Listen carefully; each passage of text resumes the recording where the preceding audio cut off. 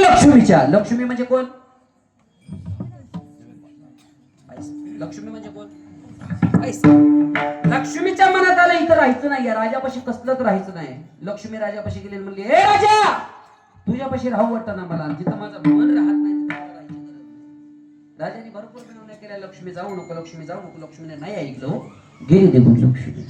आता बारीक ऐका, लक्ष्मी निघून गेली, सत्य राहिलं.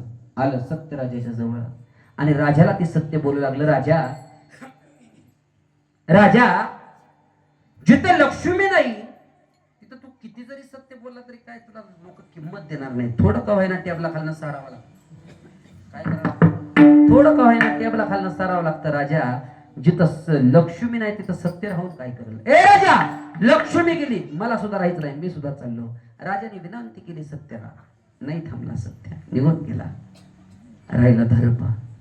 धर्म राजापाशी आला आणि राजाला विचारलं, राजा, जिथं सत्य नाही, जिथं लक्ष्मी नाही तिथं धर्म काय टिकणार आहे? राजा, राजाच्या डोळ्यात पाणी आलं. राजाने डोक्यातली पगडी काढली, धर्माच्या पायावरती ठेवली आणि राजानं सांगितलं, देवा, ओ धर्मा, धर्मा, लक्ष्मी गेली, भीक मागून प्रजा सुखी करेल. सत्य गेलं, आयुष्यात लबाडीचा स्पर्श कधी करणार नाही. पण धर्मा, आयुष्यात या दोन्ही गोष्टीची मला गरज नाही, पण मरणाच्या शेवटच्या क्षणापर्यंत माझा धर्म कधी मी सोडू देणार नाही, लांब जाऊ देणार.